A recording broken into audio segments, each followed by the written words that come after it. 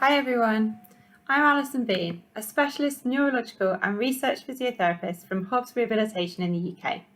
Thank you very much for asking me to speak on behalf of MiNT and Hobbs at Rehab Tech Summit.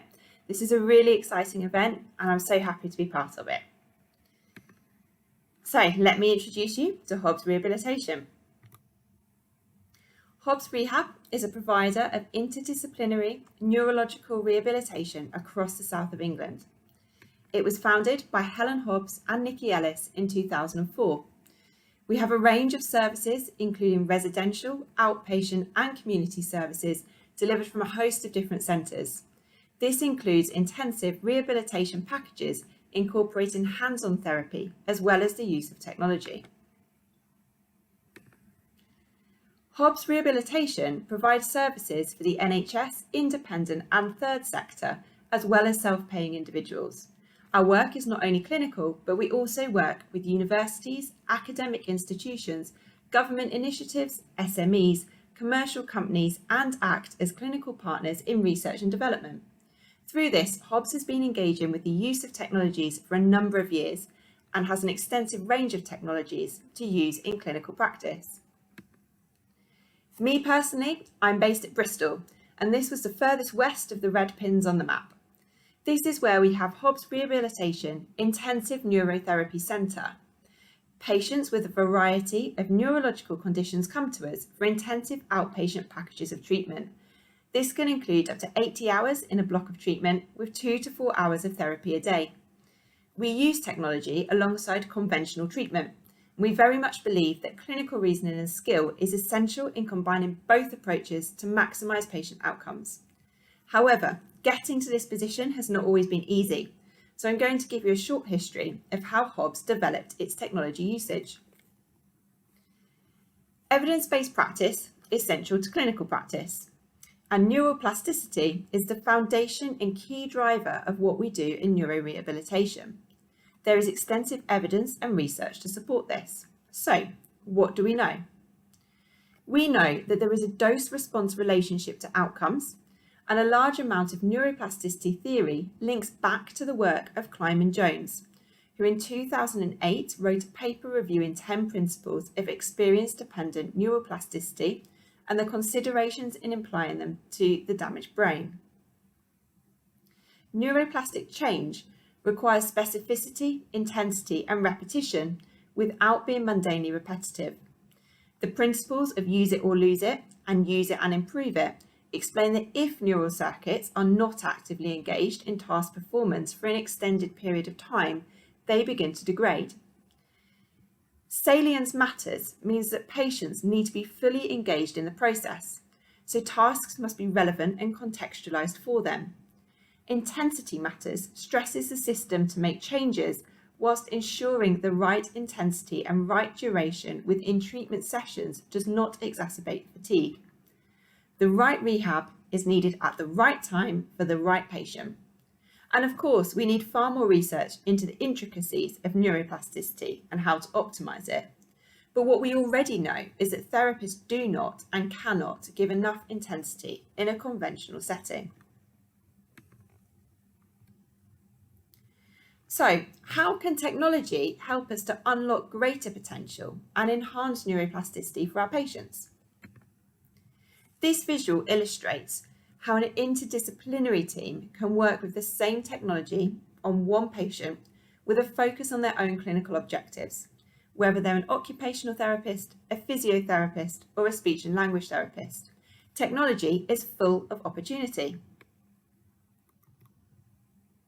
So picking up on the principle of intensity further, the intensity of training can be seen as an interaction of the training duration, the amount of repetitions, the frequency of training, and the effort put forward by the patient, as well as the difficulty of the training task.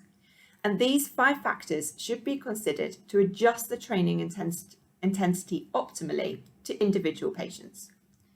Linking this to technology, devices allow patients to complete more repetitions. They're engaged for longer, and they can practice more independently if a device allows for autonomous practice. The difficulty can be graded, and effort is often increased due to greater motivation. Therefore, when device design and clinical application are in accordance with motor learning principles, technology can enhance neuroplasticity. To further demonstrate why we need adjuncts that help increase dosage, UK stroke inpatients are only receiving an average of 30.6 minutes physical activity a day. In contrast, they need to be receiving 3 hours. There is strong evidence for high-intensity rehabilitation, but in the UK, for the NHS, and for many people, it's prohibitively expensive. Patients have poor compliance when it just consists of conventional therapy. So technology allows us to maximise the quality and quantity of repetitions, providing an answer to the problem of dosage. For example, an FES device for gait can be used throughout the day to deliver thousands of repetitions of ankle movement and function. De-weighting and robotic solutions increase the time that patients are able to be active and enable training to the limit of ability throughout a session. VR systems engage patients to perform otherwise monotonous repetitive activities by creating interesting, stimulating and engaging virtual challenges and games. And in turn, this all improves the efficiency and cost effectiveness of rehabilitation. And in addition to increasing dosage, technology provides us with other opportunities as shown here. You can see how these overlap, forming a different mindset and approach to rehab. For example, by increasing self-management ability, patients can do more therapy outside of sessions, increasing the dosage and therefore improving outcomes. These all lead to system benefits as well. For example, reducing reliance on therapists can help staffing demands, and improving outcomes can benefit long-term care costs. So with the opportunities that technology provides being clear to us, Hobbs Rehab hopes that clinicians would take to using it like a duck to water. However, this was not the case at all. But what we did recognise was its potential, and we were committed to persevering and finding a way to integrate more technology into our clinical practice. These are just some of the things that therapists said when they began to try and integrate tech into their clinical practice. There are also so many different types of devices and different makes of similar devices, it is so hard as a clinician to know where to start. It was clear that integrating technology into practice was not going to be as easy as we first thought. At the same time as Hobbs was trying to implement more technology, engineers, product developers, and technology companies were approaching us, asking us to demo and trial their products. It was really exciting to be at the forefront of trialing these products, but we also began to realise that many of these devices never make it to market. And whilst other devices did, they didn't necessarily mean that they were clinically useful. We discovered that many devices had little or no clinical input in the development phase, and this led to a new goal for Hobbs: to engage with engineers to influence design and help develop clinically useful devices that were fit for purpose. So at this point, Hobbs realised we were only at the beginning of a journey with neurotechnology. However, Hobbs made the strong commitment to offering both its patients and therapists the opportunity to access the latest rehabilitation technology in order to improve the rehabilitation experiences, increase the intensity of therapeutic intervention to improve outcomes, and also to improve the effectiveness and efficiency of the services offered. We tried to introduce single devices in both inpatient and outpatient settings. We trained up some staff and encouraged the therapists to use the devices. And in time, we learned from both our failures and our successes. We problem solved, changed pricing structures, documentation. We changed environmental layouts and set up training programs.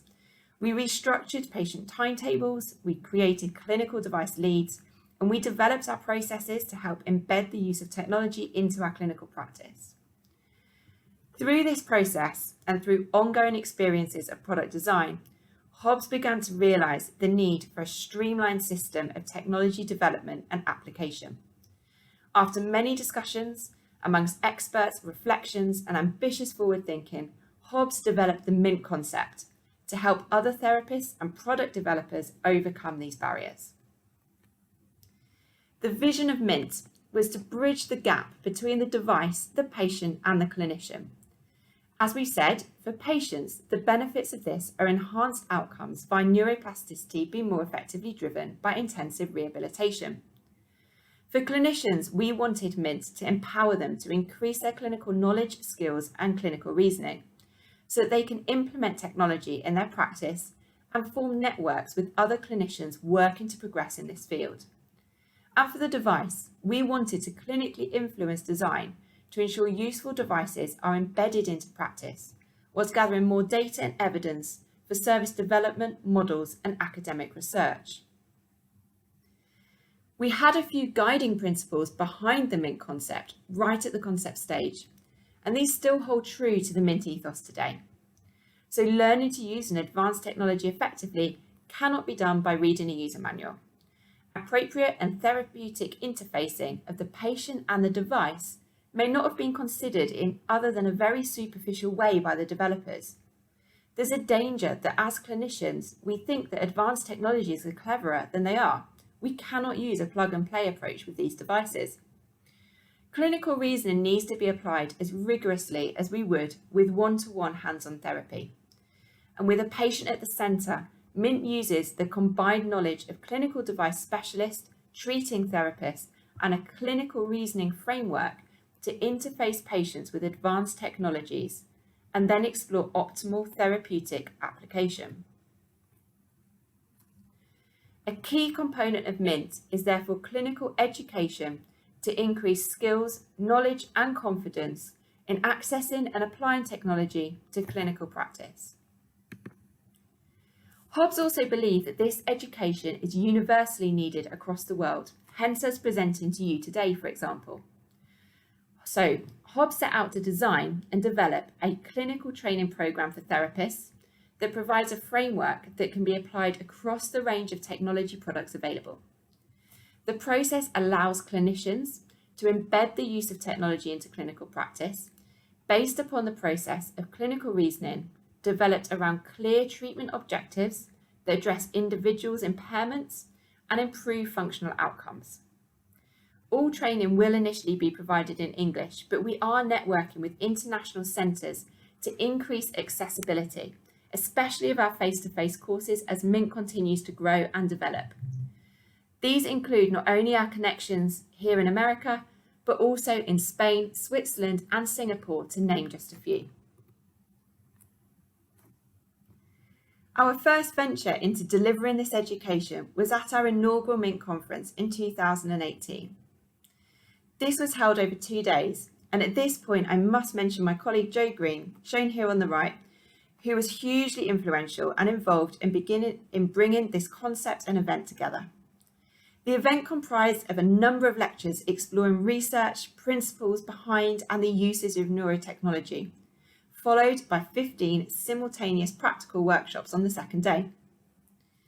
Each of these workshops explored a different piece of neurotechnology, with companies such as Tyra Motion, Exobionics, Evolve Rehab, Hakoma, Furia, Rewalk, and Myomo all in attendance. Each workshop had a company device specialist, a Hobbs clinical specialist, and a patient at the centre, and delegates were able to attend their choice of 3 workshops. Feedback from this event was phenomenal, but some people wanted more depth and others wanted more breadth, and we therefore realised that we would need to explore a range of different formats and structures in the future of MiNT. We then held a second MiNT conference in 2019, this time focusing on upper limb technologies and using the same approach of empowering clinicians to clinically reason technology application. Again, feedback was really positive and it was clear that this concept could grow. However, it was also clear that it was a very wide-ranging and far-reaching need, idea and intervention. MiNT required greater structure than we had previously considered. And then time seemed to stop or race or generally just go very strange for 2 years whilst we all dealt with the impact of COVID-19 and the pandemic. As disruptive as this was to clinical services, Hobbs was able to use this time to really reflect on MiNT so far and search for the innovative structure we were envisioning that would allow us to bring this concept truly to life. All these layers of expertise and different services required to ultimately optimise patient care and experience needed to be in place, and they needed to be connected. I'm very excited to say that we got there. The MiNT website is launched. It is now an online clinical educational platform where clinicians can become members of a growing network of neurotechnology enthusiasts, users and specialists. MiNT also now delivers clinical consultancy packages to engineers, product developers and companies in order to provide the clinical viewpoint and relevance early in the research and design process. This maximises device usability and uptake. We really hope that after this presentation today, you all take the opportunity to become members of MiNT too. It's free to join. I will show you the basic navigation around the MiNT website shortly, but first I'm going to explain the structure of the clinical educational content, which provides training across various levels so that clinicians can match their learning journey to their own pace of clinical development. Training will eventually cover numerous clinical devices, including logistical support for financing and implementation. All clinicians start their learning journey at level 1. All of this content is free to access and it consists of 5 modules. What is MiNT? Neurotechnology. Why neurotechnology? Clinical application of neurotechnology and types of neurotechnology.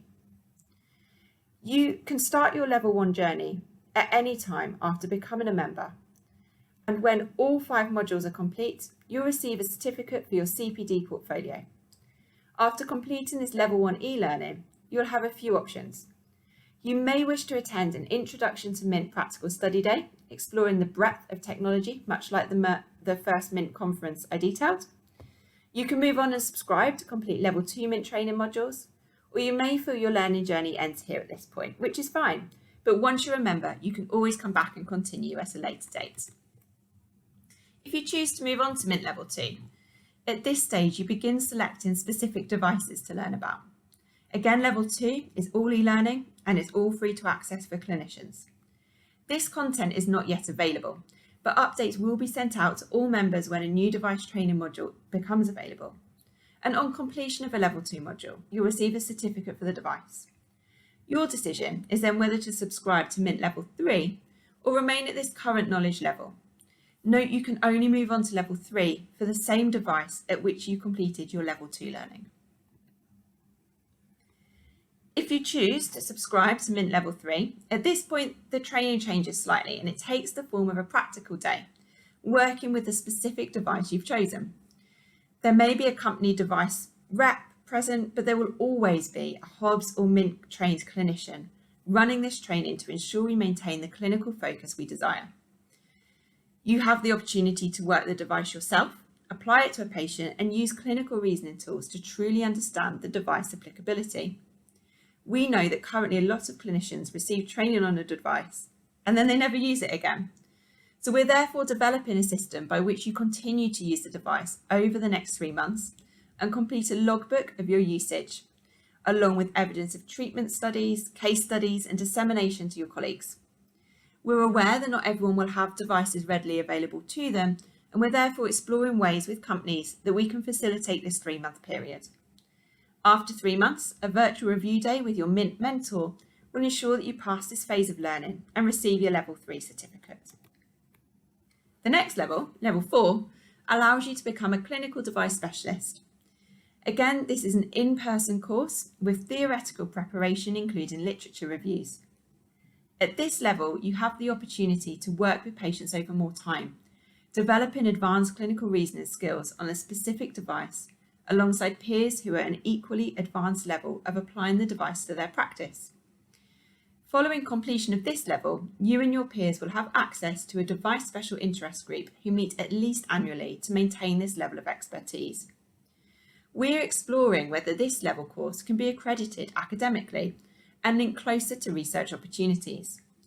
There is then one final decision as to whether or not to move on to the final level of training, level 5.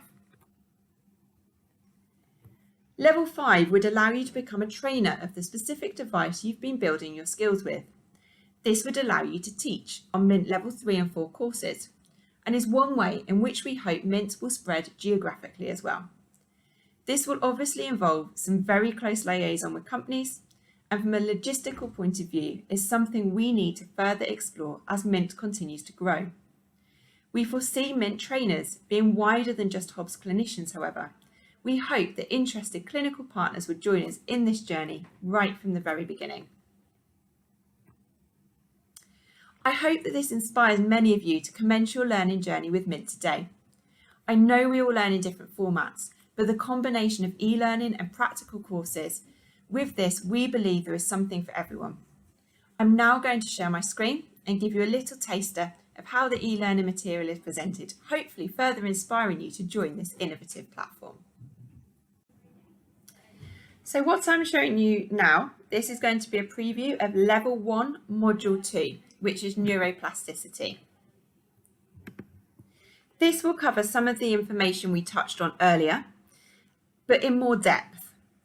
And as I take you through some of the different sections now, you will see how we also have the opportunity to explore literature together. For example, looking at Kleiman Jones, and we can highlight to you the areas of this literature that are most relevant. Coming out of this section, you then move on to learn about the 10 different principles of neuroplasticity. I'll move through some of these now, just so you can see the structure, how we deliver you with top tips and thought-provoking messages as we go through, and hopefully you can see how this links to your wider neurotechnology education. You then have the opportunity to learn a new skill yourself and apply the principles of neuroplasticity to it before you make this more relevant to your clinical practice via a case study, and you meet Mark and learn about his journey with neurotechnology. You can navigate around this learning platform at your own speed, and with different layers, it's a really dynamic system to move around and to learn through.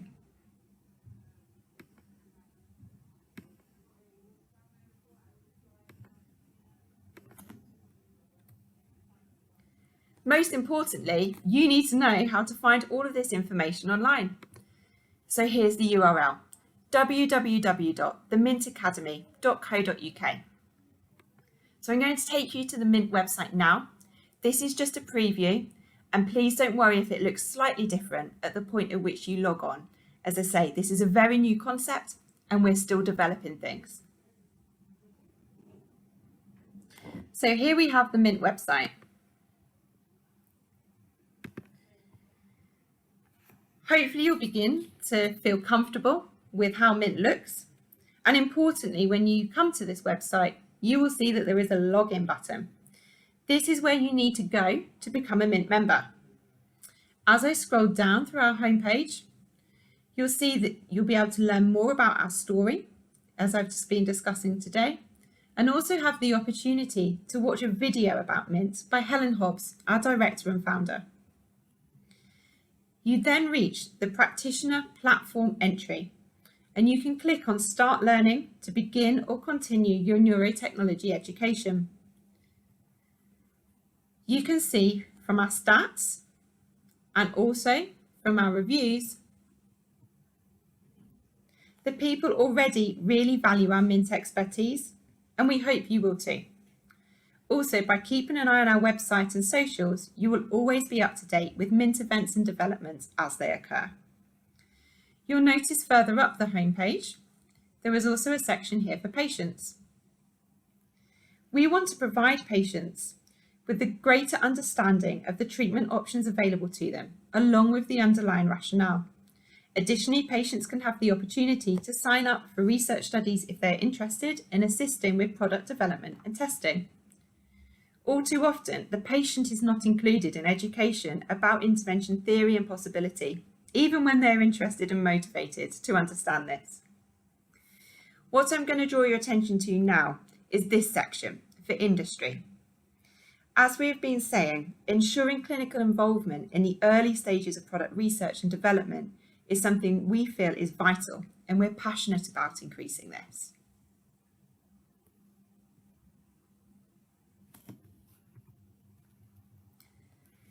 So as earlier mentioned, Hobbs has been working with companies for many years now, trialling their products and providing feedback, working collaboratively to improve and develop them. This collaboration ensures that innovative devices from engineers are clinically relevant. Otherwise, products are developed that are useless in clinical practice and therefore not commercially successful. Hobbs also prides itself on being impartial and not simply working with one company and their devices. In order to maintain this equity of service, especially as requests for involvement increased, we developed a structure for companies in the form of clinical consultancy packages. There are 3 stages with which we collaborate with companies interested in working with MiNT. Companies tend to approach us via email, but there have also been some connections made recently via networking at different conferences and events. Following an initial email discussion, this is the process we follow. Step 1 is a video call. This is a free 1-hour introductory video call with up to 3 clinicians. It allows Hobbs to learn more about the product, whilst the company also receives some initial feedback. Step 2 is an in-person clinician product demo. This is a half day with 4 clinicians where the company can demonstrate their device and receives expert clinical feedback. Step 3 is clinical consultancy packages, and it's at this point of purchasing a package that a company officially becomes a licensed MiNT member. There are different levels of membership depending on the company's needs and requirements, and that's what I'm going to explain more about now.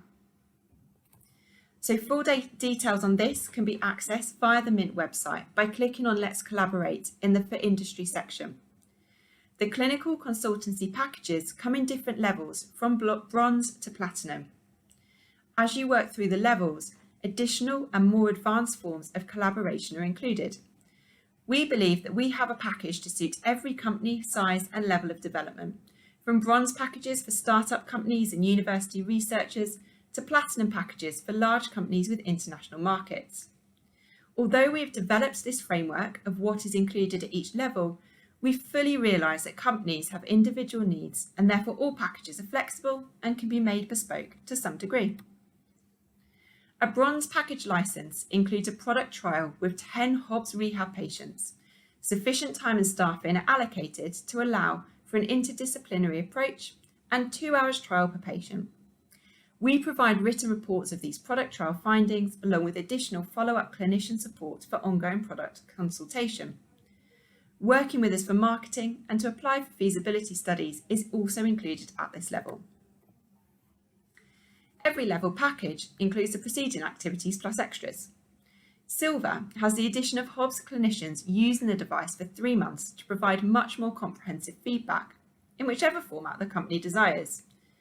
So this would include at least 1 case study or poster presentation of the device and outcomes from clinical application. We also work with silver license companies on full clinical trial applications. It's at gold level that companies have their device uploaded to the MiNT website with clinician-produced training materials on levels 2 to 4 of the educational platform, as I described to you earlier. Any company-owned resources can also be linked to from this section. We will at this level provide more case studies or poster presentations and plus support the company with clinical demonstrations at conferences and expos. And finally, a platinum package means that the device can be included on all MiNT educational levels, and companies can have access to data on their device from our clinical logbook, created via that level 3 education course that I described. This will directly aid product feedback, research and development. We will help these companies to network with our international partners and provide fast links for clinicians via QR codes and website links to aid training and product access. These are by no means all of them, but these are some of the companies who've so far inquired or are already working with MiNT.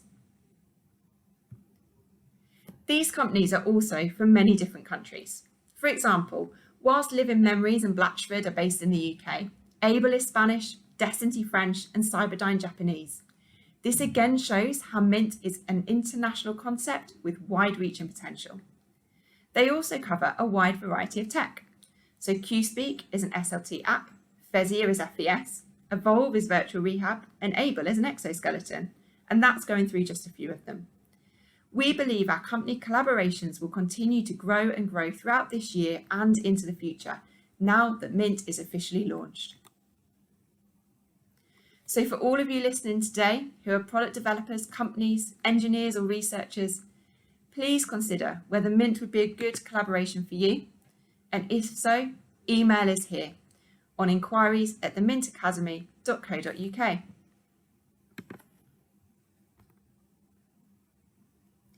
MiNT will also be taking part in a number of conferences and events throughout 2022. Many of these are based at academic institutions or via professional networks in the UK. However, the most exciting live event we have planned this year is open to all, and we really hope you will consider joining us. We will be at Rehab Week 2022 in Rotterdam in the Netherlands. MiNT will be a guest society and will run a series of 5 sessions on the 26th, 27th and 28th of July, exploring the MiNT concept and how collaborations with companies allow us to enhance neurotechnology education, product development and patient-centered research. After a couple of years with limited international travel and few in-person conferences, this is a brilliant opportunity to return to networking, expand your CPD and enjoy a trip to Rotterdam in the process. Even better, if you become a MiNT member via our website, you will be able to receive a discounted ticket price to Rehab Week.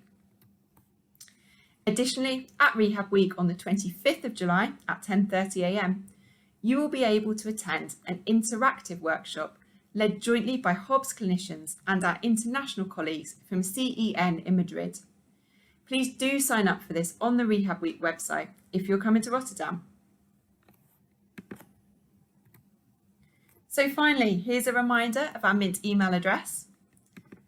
Again, anyone can use this. If you'd like more information following today, and also we would love to hear your thoughts, please do get in touch. If you have any questions, please go right ahead and put them in the chat box or catch us live in a moment. And I'm going to be joined by my colleagues Helen Hobbs and Lizzie Williams for further discussion.